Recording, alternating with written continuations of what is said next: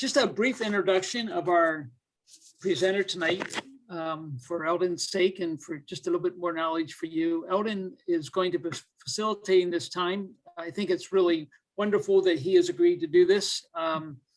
He is the founder of two different organizations. One was called the Encouragement Center in Colorado, and the other is Open Hands here in Pennsylvania. He has experienced a number of pastoral roles.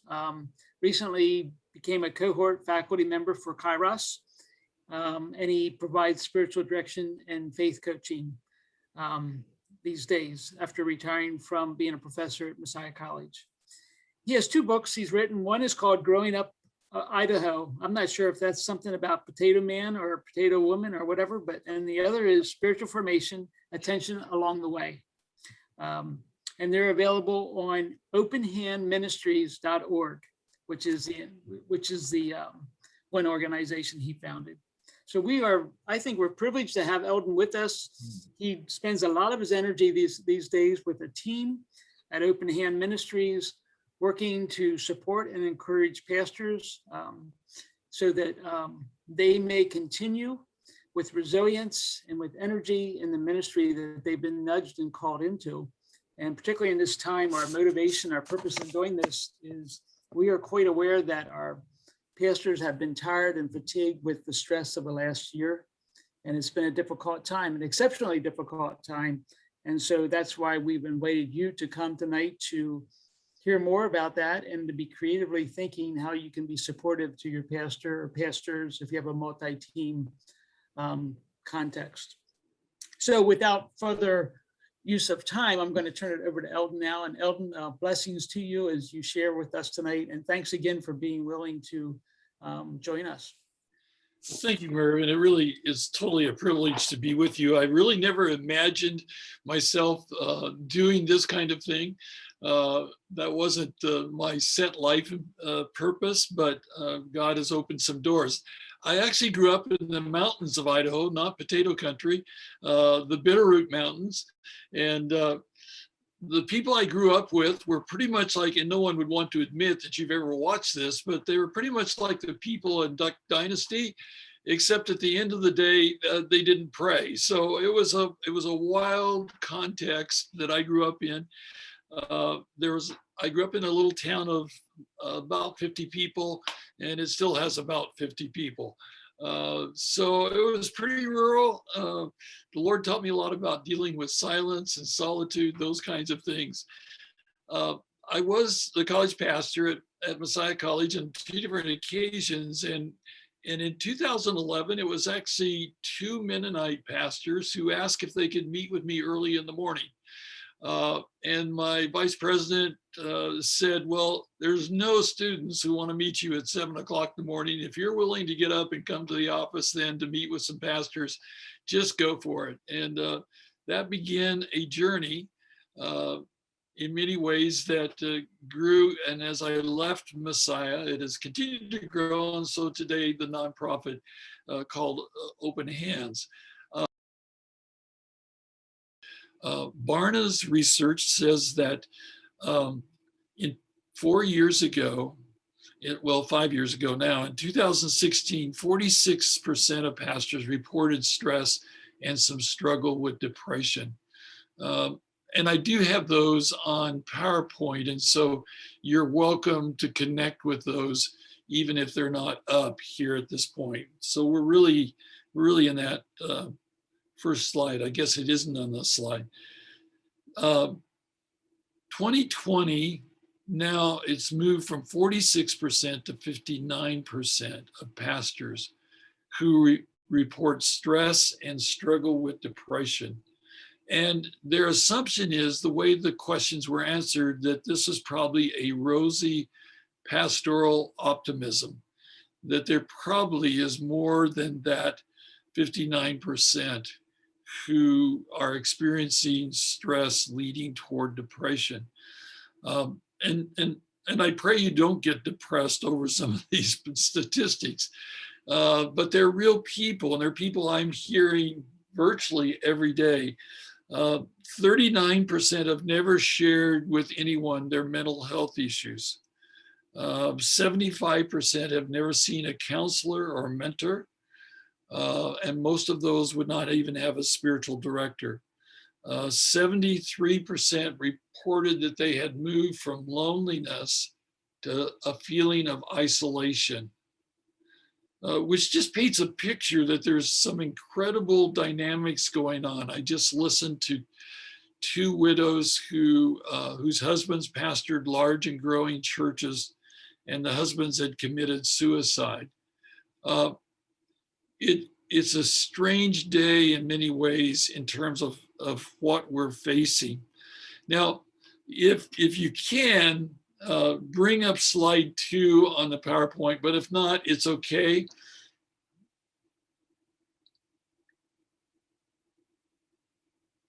Let's go back to the one before that. There you go. How are pastors hanging on? I thought this is really, sometimes I'm a kind of visual person, better than outlines.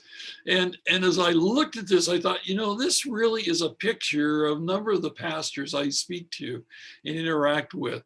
You notice the 2 owls are really kind of oblivious to number 3, didn't quite make it on the branch and is holding on for dear life and is looking up at the others, but not feeling like there's a lot of help there.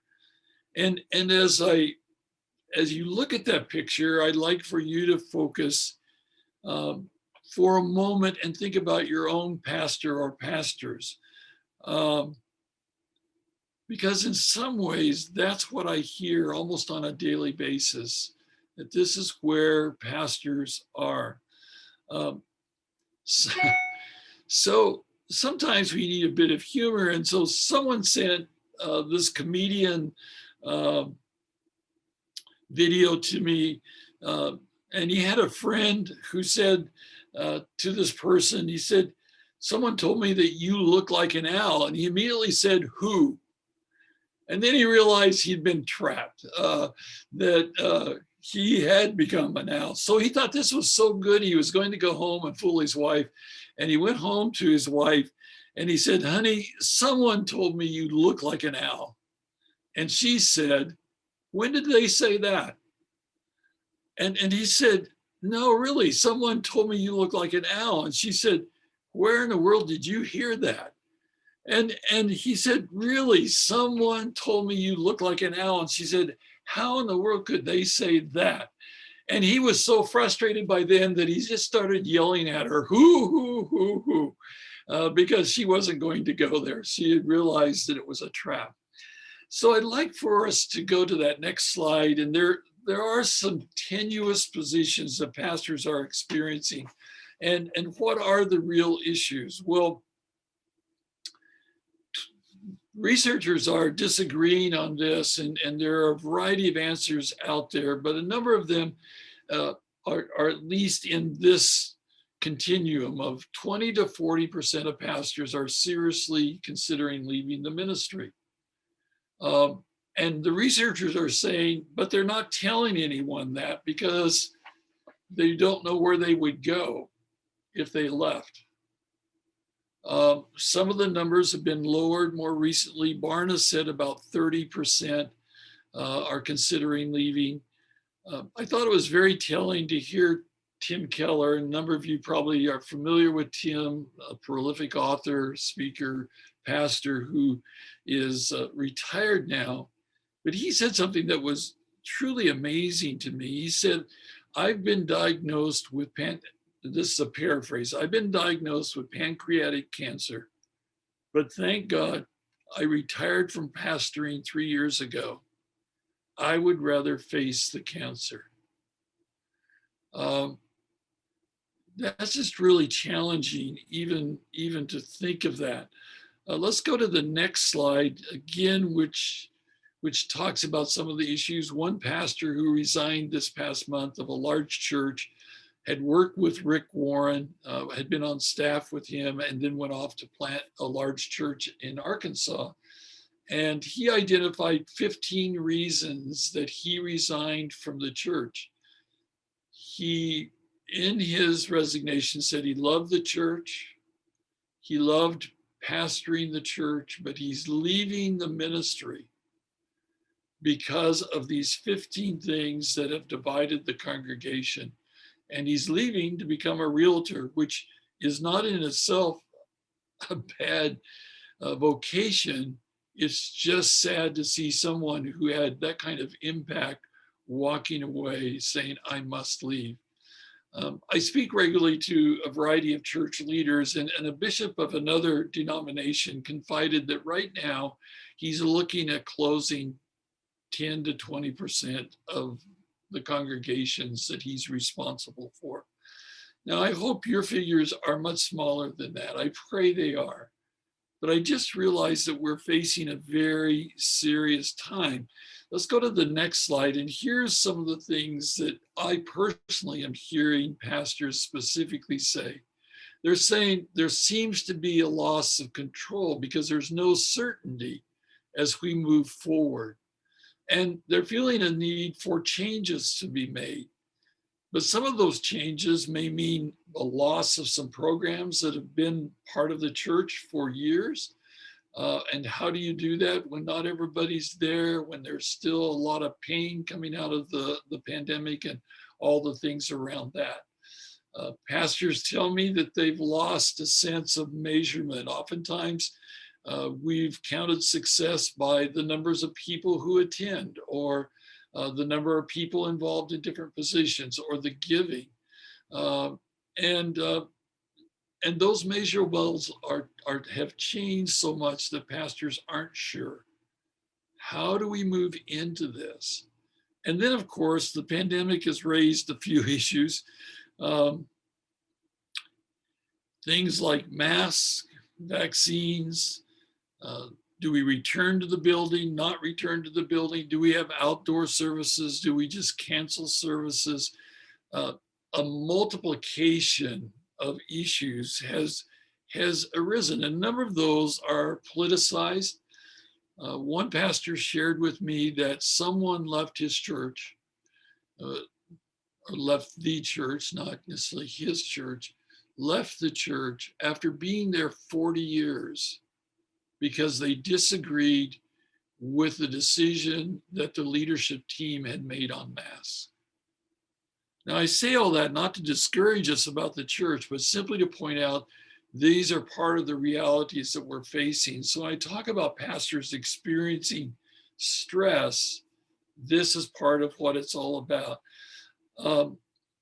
I personally met with a pastor over breakfast.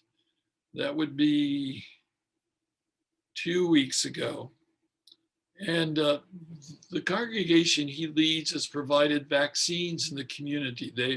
They had connections with a doctor who put together some of these pieces, and volunteers from the church actually facilitated going in and getting the vaccinations. When he returned home that first night after doing that, he literally had hate mail because they identified him as a politically, as a leftist in some ways, because the church had moved into helping with vaccines. And I literally watched him weep tears, and it was at a restaurant. But the responses have been so scathing and so hurtful for him. One of the things that's a reality now, and some of you may have experienced this too, is that if you don't agree with somebody, you're really seen as a hater. And it can be you can be very theologically correct and saying good things, but there can be a phrase in a sentence that suddenly is picked out, and there really literally is hate mail as a result of that. And a lot of times it's anonymous. Social media allows for some of that. And so that's been part of the isolation.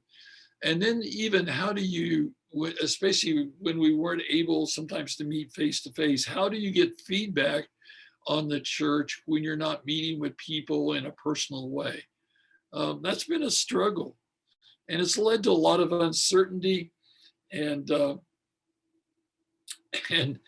there are a lot of voices. Well, I won't go on a lot more about those challenges. But let's go to slide 8, and we'll skip one in here, and we'll go to slide 8. And here are the challenges.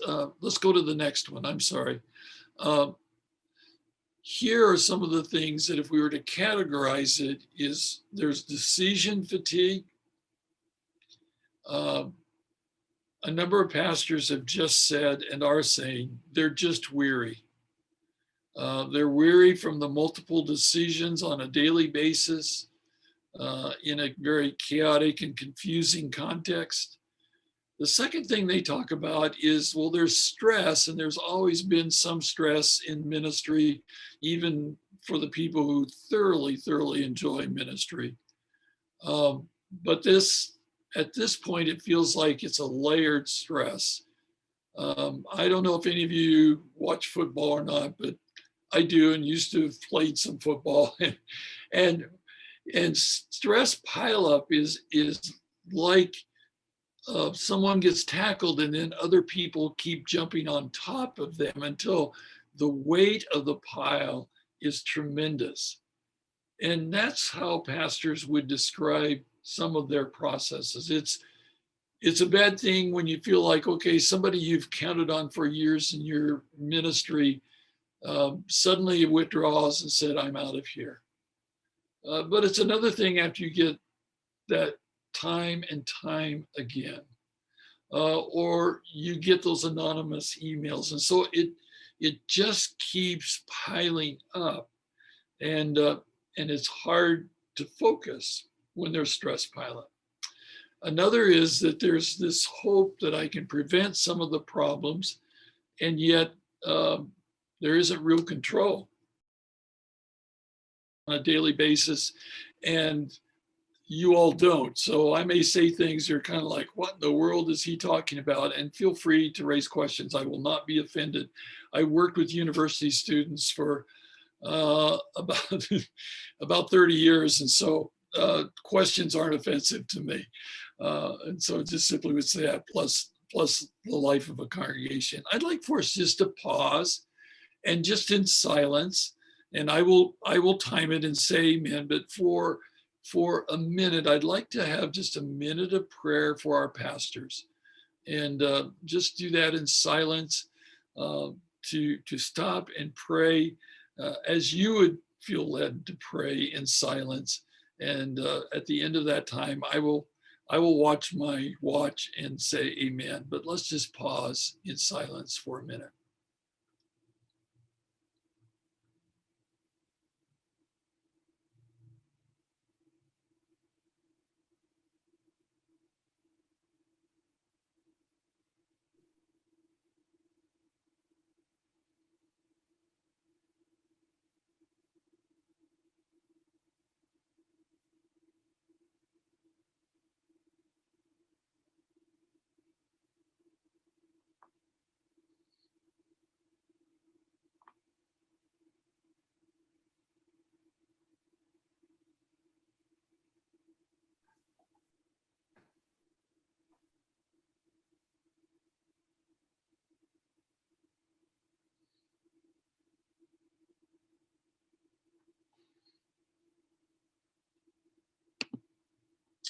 Amen. Amen. The picture, and maybe that helps, is a pastor alone in the building. And sometimes even when there's people in the building, that pastor feels very alone. One pastor said to me, and he's a sharp young leader recognized in his denomination already, and he said this, and this I think is almost an exact quote: I think I am a leader, but I'm not sure anyone is following. And I thought, wow, that's a scary place in lots of ways to be, to think that you're trying to work and be a shepherd, but you're not sure, because that's how shepherds work in the Middle East, is that they head out and the sheep follow them. And if you're not sure anyone's following, are you a shepherd even? I mean, that raises a lot of personal and role questions. And one of the things that I would say to you, and you can see it in the PowerPoint there, the New Testament really speaks of ministry by teams. And I was struck by this. I was called into a church about 7 or 8 years ago. The district superintendent said, the pastor's just ready to leave. The board's about ready to kick him out. Can you go do anything to help him? And help them, not just him. But as we worked together with that, there was a pressure on the pastor to develop the vision for the church and then accomplish it. And these were high-powered businessmen who were on their board. And yet they didn't realize that biblically, ministry is by teams. When Jesus sent people out, he sent even just in that short time, he sent them out 2 by 2. If you follow the ministry of Paul or the ministry of Barnabas or even Timothy or Titus, you see that there was a teamness there where people identified what is it that we're supposed to do in this context.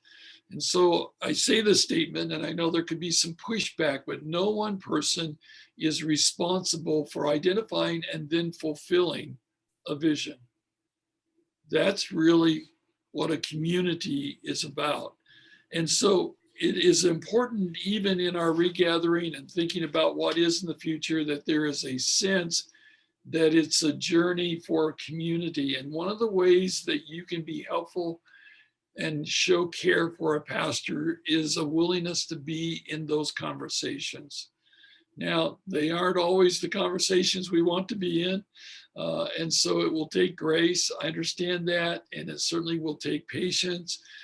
Because it's a lot easier to make an isolated decision than it is to work with community sometimes. But it really is important that we reconnect as community. One of the interesting things has been to me in the few gatherings, just recently, a couple of retreats that were in person, how excited people were to actually be back together with people. There is a Hebrew word that I want you to be aware of, and I want to be upfront. I don't know Hebrew. I have a friend who knows Hebrew, but I don't know Hebrew. But I have a book that's 52 Hebrew words every Christian should know. And this looks like Hesed, but the way they say it in Israel will be Chesed. There's this guttural sound that is there, and it's all Chesed. But Hosea 6:6, Mark 12:33, it really is that word that's used for mercy. And God is very clear in the Hosea passage that this sense of mercy and caring for each other is more important than burnt offerings. So this is a season filled with challenges. But in so many ways, it's a season that calls for chesed, that keeping relationships bigger than our problems. I still have emotional feelings around what that pastor told me when he said someone walked away after 40 years in a church because of their view on masks. I think it's important for us to realize, and one of the ways to affirm our pastor is the relationship is more important than being correct. There's things in my own denomination that I'm ordained in, even within my own local church. It's not the way I would do things, but the relationship I have with those people and that leadership is, at the end of the day, what's most important. And so this might be a time, and I'll just pause for a couple minutes because I know that we need to keep moving along here, but I'd like to just pause for a couple minutes, and you can write down on your notepad, what are some ways that just in 2 minutes of thought that chesed might be something that you could show in your congregation to your pastor. How might you live into that? And so I'll just pause. I'll be quiet for a couple minutes. I know that you think that's impossible, but I can do it. I'd like to be silent for a couple minutes, and just if you have a notepad or in the chat, you're welcome to jot down some ways that you think that could be lived into.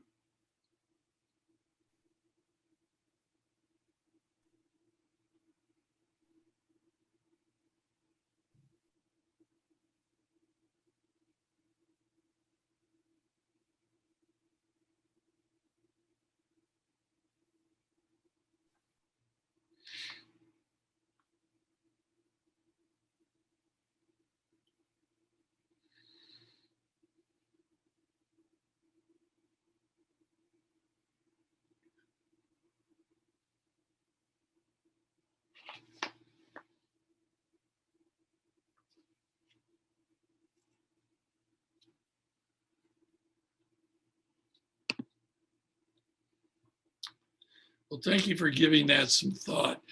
Here are some ways that we can support pastors or staff during a pandemic. And these are very general. You can have your own illustrations. But for instance, awareness. Just being aware of what the challenges are. My hope is that the early part of this presentation was an awareness raising experience. And I would encourage you to listen, whether it's conversations with your pastor and pastoral team, or if it's even going to podcasts. I listen to a lot of podcasts where I've heard pastors talking about the challenges that they're facing. And so just awareness. It wasn't during a pandemic, but I really credit two people, and there are numerous people who have invested in my life, but two people in a church that was growing, going through a building program, the challenges of all of that. I was working 100 hours a week and went to see and developed chest pains, went to see a heart surgeon, and he said, "Your heart's fine, you have an athletic heart." He was also a psychologist. And so he said, "So tell me, why is it that you're working 80 to 100 hours a week?" And I said, "Well, there's just things that need to be done." And he said, "Well, did God call you to be a martyr?" And I said, "Well, I really hope not. I kind of like life and have two small children and would like for ministry." And so two young men who were part of our congregation, who I spent time with, who were leaders in our congregation, were willing to have a serious conversation with me. And finally, the psychologist got back to, "Okay, can you agree on a 50 to 55 hour a week time frame instead of 100? Well, of course, I wanted to give a positive answer, but the truth was these two men would look at my schedule and say, "Eldon, you can't do that in 55 to 60 hours. So what is it that you're going to drop?" That was an incredible gift to me, to help me begin to set some boundaries and say, I can't do that. And out of that came some wonderful lay ministry, that kind of thing. But just the awareness of what's going on and adjustment of expectations. Sometimes it depends on the congregation, but sometimes it's like, well, the pastor needs to be at every meeting. But if the pastor's working on new things around technology and communication, they might not be able to show up for every meeting.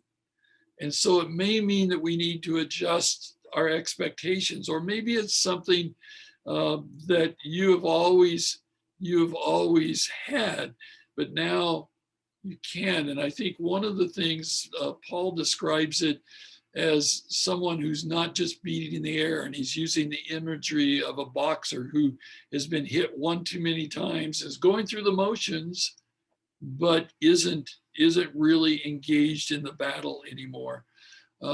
I think it's important for us to be realistic in our expectations through this time and to talk about it together, even as laity. And then boundaries and flexibility, just being able to know that it's okay at times the pastor may have to set some boundaries, or the staff may have to set some boundaries. And really, one of the things that is true about discipleship is that need sometimes to slow down and allow our spiritual life to be formed. And frankly, if the pastor's on the run all the time, that isn't going to happen. And one of the first things that gets cut is that deeper spiritual life. I remember talking to one pastor, this was actually before the pandemic, but he had built a deck on his house, but he had never sat on the deck. And he was asking about growing into a deeper spiritual life, and just encouraged him to use the deck. Go out there and sit for just a little bit and allow yourself to allow that time to be with Christ. And it truly was life transforming for him. Now, that's not true for everybody. It's not that the deck is a more holy site than anywhere else, but for him to have built it and for it to have been there for these several years and never even to have sat on it was strange indeed. The other part is support and encouragement. One of the things I would say, and again, not holding myself up as the example, but I know my life better than I know yours. Every Sunday after the Sunday morning service, I text my pastor.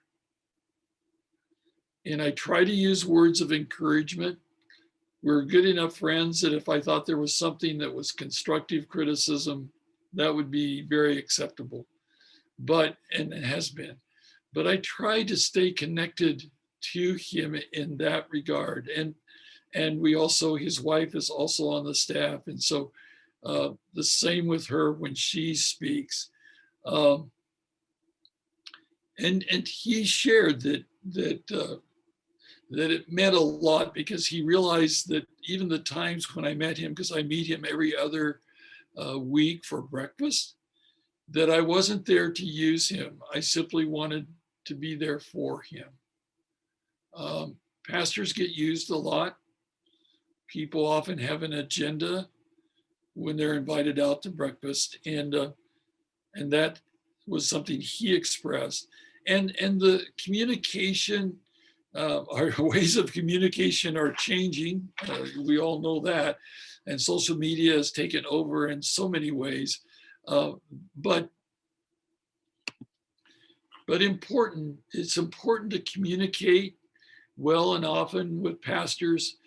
And it's more than just saying, at the back of the door, oftentimes we might say, well, Pastor, I really appreciated that sermon. We might even point out something that really spoke to us, but there probably needs to be something a little more in depth than that right now. And so I would just encourage you,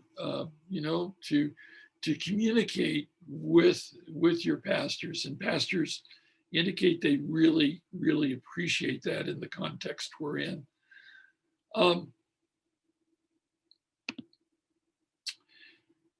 Pastors can be very resilient, but they still need a break.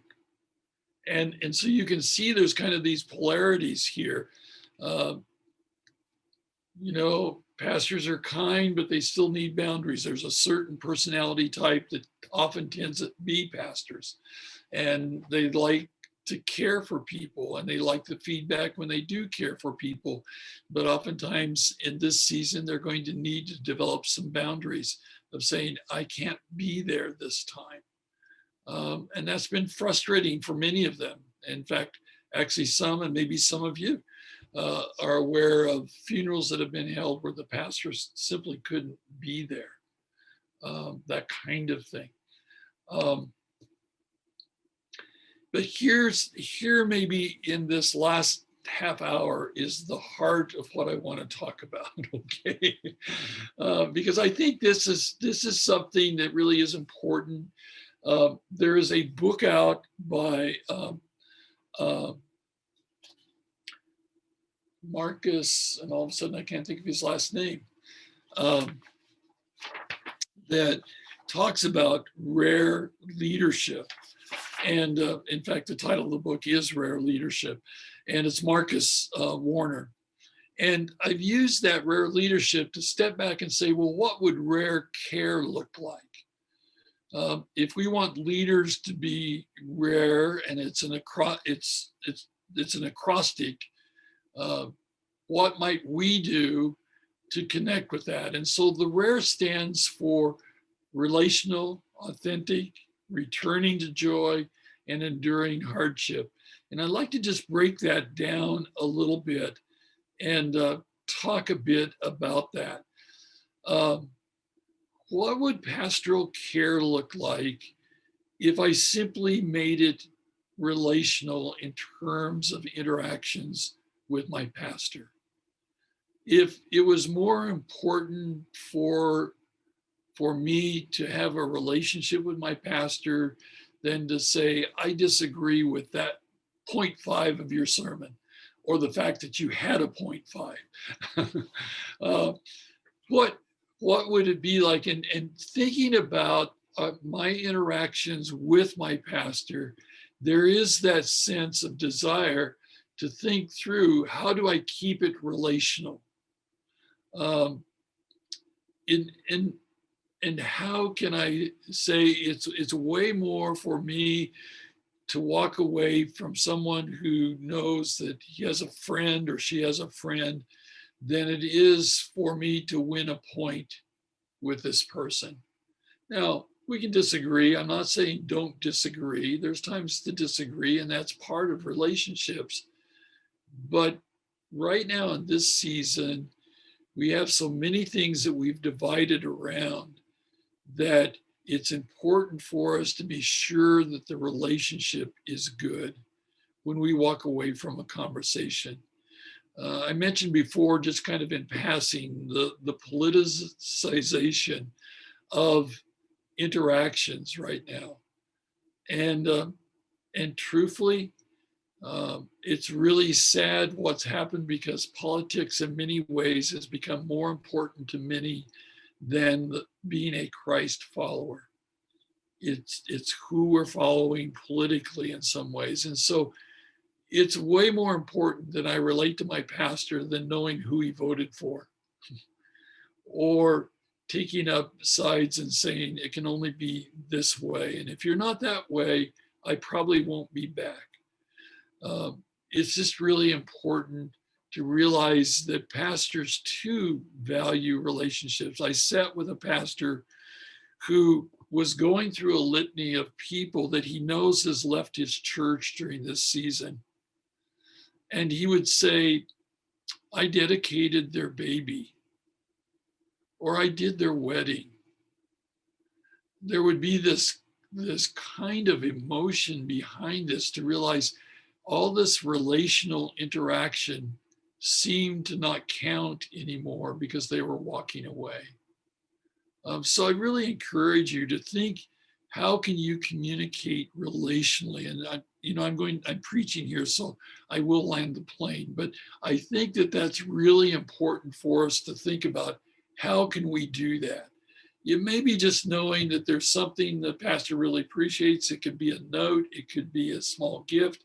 It could be just spending some time. It could be a variety of things. And I know that people, congregants, are also experiencing some tough challenges. So I'm not saying the pastor's way above everything, but there is a lot of things on their plate. And in fact, some of the Gallup research indicates that being a pastor is the most stressful position that you can have right now in our society.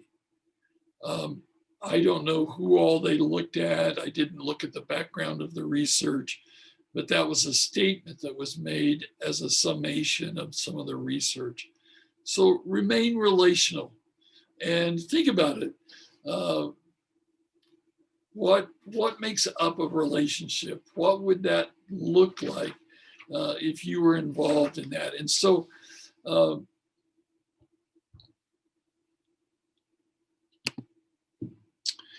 I was going to have us go to breakout rooms, and maybe that's more important than me belaboring a point. So let's go to breakout rooms again for another 5 minutes, and just see if you've come up with some ideas of how you can relate to a pastor during this reconstruction after a pandemic. Can we do that, Merv? Yeah, I think I can open all the rooms again, and they may need to click on going back in their room, but I think they should go right back to the rooms they had. Yeah. Great. So I'm Thank gonna you. I'll open them right now. Back and I hope that it was encouraging. Did somebody come up with anything totally different that you'd like to share with the rest of the group? You thought, my goodness, that was one of those spirit motivated insights. I know we really believe in honor, preferring one another. So, and I'm a spiritual director, so silence doesn't bother me. But I'd like to move on though, and I will in terms of our PowerPoint, because the rare is relational, and of course the A stands for being authentic. Act like yourself, and we're about ready to celebrate Pentecost. And guess who it was that was up front speaking? It was Peter, and that's the same guy that put his foot in his mouth all the time. So was it unusual for him to be up talking? Well, not really. That's just who he was. And so one of the things that I think is important in all of this, it can become very awkward, but it's really important to be authentic. Pastors can tell if it's inauthentic, and we just really aren't saying truthfully. So it really is important. But one of the things that that I've been exposed to is called neurotheology, and it really is a development of understanding how science and the brain works together. And it's fascinating to me. But one of the things that people who've been exposed to that have thought about, in fact, actually a counselor said that they had people who had been sent to them by the court who had to be hospitalized before they could even do therapy with them. And they begin this practice of joy. And after that, they really didn't have to hospitalize any clients. Now, it's a small sample size, a lot of factors, but all I'm saying is that there is a left side of our brain that's very factual oriented, and there is a right side of our brain that's much more evocative. And that's why that second point on the PowerPoint, focus on a memory before you interact. One of the things that I found, it's just become a good spiritual discipline for me. So early in the morning, one of the things I do is I focus on a very joyful memory. And I've discovered it does almost like some of you've kept a gratitude journal. It's almost the same kind of thing. It just changes the focus of my day. Now, do I live into my day perfectly? Oh, no, I don't. But I do start out with more of a spirit of joy than a spirit of depression, even around the pandemic and all of that kind of thing. So I really encourage you. I think this practice is really important. And it might also be something to prayerfully consider. Am I wearing masks when I'm around other people, and particularly our pastoral staff? And just encourage you that there's a sense of honesty. If we're struggling, it's important to be able to share that together. Matthew West has has a song out called "The Truth Be Told," and he said, "The truth be told, it's seldom told. When someone asks how we're doing, we say fine, and we aren't fine. We're broken." Are the words to the song. And so it's important for us, not in an Eeyore kind of way, because Pooh's one of my great theologians, but not in an Eeyore kind of way, but in a sense to be able to say, I'm struggling with this. And so it's important to be authentic, I think. The next one is another R, and that's return to joy. And Colossians 3:15, which I won't read at this point, but you certainly can. And where it really talks about this being a referee for our lives is really kind of the context there. and joy really needs to be our referee in many ways, or rule that we live by. And I think there is this sense that we need to return to joy. And there's a couple ways that we can do that with each other. One is, and of course I would say this because I'm a spiritual director, I think it's really important for pastors to have a spiritual director and not see themselves as weak because they have someone. Spiritual direction isn't telling them how to do it. It's simply giving space to them to allow them to enter into what God might be saying. But I think another piece is the feedback loops. This is something that pastors are saying is missing in their lives right now. So if you can create some feedback loops for the pastor, that can be really important, especially when they're honoring people by not being around people who might be at risk. For instance, my wife had a stroke a year and a half ago, and we know we're at baseline. And so we've not been back in services, even though we've been vaccinated, because we know that she's high at risk. And so, pastors might be creating space for someone they know might be vulnerable. And so how do they get feedback?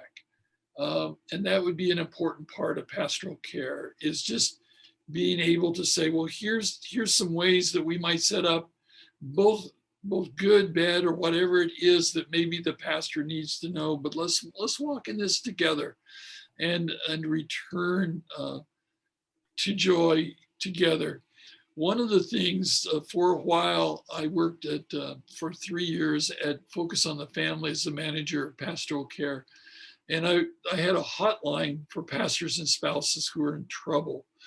And we went from 100 calls a month to over 300 calls a month.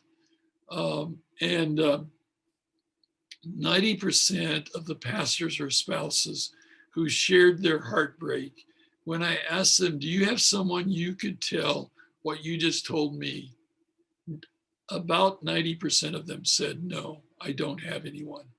Now, when we sat together a while, we could figure it out, that there were people in their lives. There might have been a seminary mentor or a professor. It could be a pastor in the town, down the road, whatever. We eventually could figure it out, but their initial response was, no, I don't have anybody. And I think it's just really important for us to think about this and how we can return to joy. And then finally, E is endure hardship together. There's going to be some hardships ahead.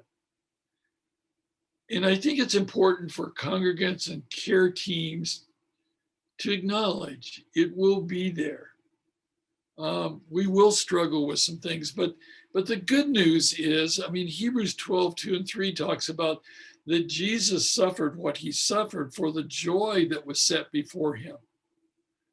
I think it's important for us to be prayerful about what might be before us and to think about that in your pastoral care and make that opportunity to travel together. There's some biblical examples of that, and some of them didn't all turn out well. John Mark, for instance, he volunteered to go with Paul and Barnabas, and he didn't do well. He went home early, all that kind of thing. And so that's part of the reality. It may not all go perfectly, but there's something about not being alone in facing tough decisions. I don't need you to make a decision, but just to know that you're with me is a great deal of comfort. And that would be, that's true even at our home, that my wife is with me in some of those tough decisions. And so we see that was a model in the New Testament. And then we're going to pull this to a close, but here's one more thing that I feel like is really important to talk about is Rich Villodas, who's written the book, The Deeply Formed Life, zoomed into a meeting I had with a group of pastors not too long ago. And he said this: as long as we remain enslaved to a culture of speed, superficiality and distraction, we will not be the people or person that God wants us to be. I think we talk about the 7 deadly sins. I think there's an 8th, and I know that's heresy, but I think there is an 8th in today's context, and that is distraction. Some of the early saints who went out into the desert fathers and mothers, talked about a term, acedia, and it's kind of that place in midday, that you started strong, you've gone well, and then you take this break, and all of a sudden you think, I don't know if I even want to do this anymore. That's a danger point. And I think that's something that's important for us to reaffirm our goals, our vision together. And one of the things I would say to you is that it's important for, I think, the care of our pastors to let them know that we know this could be a challenging time. That there is this space when you don't know what to do. A lot of times you look for distraction. I hear it all the time on other podcasts. And I think it's true that when we're not certain of how to move ahead, we can begin to look around and say, do I really want to keep doing what I'm doing? And I think that's a real challenge. So Rich Villodas pastors a church with 95 different languages represented in New York City. It was founded by Pete Scazzaro, who's written a lot of books around emotional, healthy spirituality. But Rich realized that, and he's a Brooklyn-raised man, and a strong leader, and with a lot of insight. But he realized that in his church, there were people who supported Black Lives Matter. He also realized that they might sit by people who were Blue Lives Matter folks. And so he had this town hall type meeting where he invited people to come in, zoomed in, and they could have this conversation with each other. The thing that I like about what Rich did was he said his goal wasn't to convince the Black Lives Matter people that they were wrong, or the Blue Lives Matter people that they were wrong, or even to be able to get them to agree on all these things. Here was his goal in this meeting. And I think it's one that if you're doing pastoral care, it's important to hold on to. His goal was to be a non-anxious presence in the meeting. And the Lord did help him. Now, there were still people after it was all over who didn't agree. And he admitted there were 3 or 4 families who left the church. And he contacted them, talked to them. And here's the thing that they all said was, we don't agree with that. And we think it's probably time for us to leave. But we appreciate the fact that we know that we were heard. There was that kind of respect there. And I think that's part of a non-anxious presence. Pastors may say some things, and instead of pushing back and just really taking them to the woodshed. I grew up in Idaho, so that's an Idaho saying.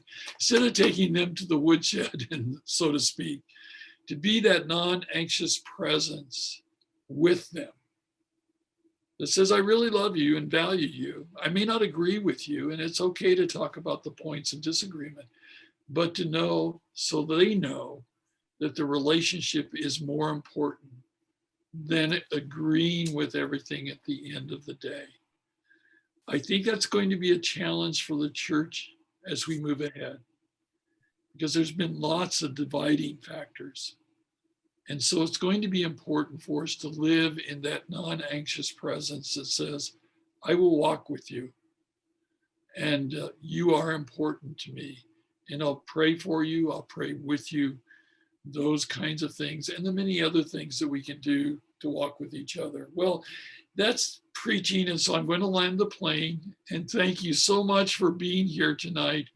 I appreciate who you are and what you're trying to do. Please know, and Merv, and I think Joan also has my contact information. You're welcome to reach out if that's helpful at any point. Glad to talk further, because we kind of flew through some things that have been this year and a half in the making in my mind. But thank you again for being here, and we'll turn it back to Merv and Joan. And thank you for having me here. Thank you, Eldon. I just have a couple of details before Joanne will offer a closing. The details are probably something you were wondering about. So we have recorded this evening, and there was that little bit of a glitch as Brooke lost the internet. So it's going to take a little bit more work, because he'll have to take his recording and then what I have on my laptop and edit them together. But that will be put up on the Atlantic Coast Conference website, along with Eldon has agreed to share his PowerPoint. So that also will be put up as soon as Brooke can do that, hopefully maybe by tomorrow sometime. But I wish Brooke was here, because then he could promise when he's going to get it done. That would be better than me. But we will get it up as soon as we can, so you can refer to it as well. Thanks to each of you for joining us tonight. And I will be offering breakout rooms after Joanne does a closure. If you want to join a breakout group for a period of, we'll be open till 9 o'clock if people are in them. If you want to do a little debriefing with other people, I'll probably open up maybe 5 at least breakout rooms that if you want to join by congregation or just generally with whoever, you're welcome to do so. But thanks for being here tonight, and blessings as you take this back to your home congregation. So Joanne?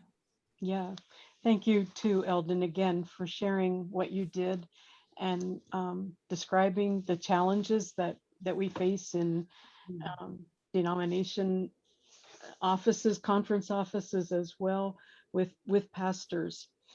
I think so much of what you shared tonight too, not only for pastors, but how to make the congregation aware of what's going on, helping congregants to know how to be Christ to each other as well as their pastor. Sure. So I encourage each of you in your role, in whatever that role is in your congregation as it relates to the pastor, and to challenge you to be creative. I said this in our small breakout group, that the purpose tonight wasn't for you to go back now and plan a big we appreciate you kind of celebration for your pastor. That might be okay, but we're interested in more of that ongoing care, the kind that continues over a period of time. Yeah. So be creative as you think about that. I'm going to offer a blessing as we leave tonight, or you continue with a breakout group. Go with these words. Like a rock, God is under our feet. Like a roof, God is over our heads. Like the horizon, God is beyond us. Like water in a pitcher, God is within us and in the pouring out of us. Like a pebble in the sea, we are in God. Let us go out and change our world as God has changed our lives. May you rest in peace tonight. Good night.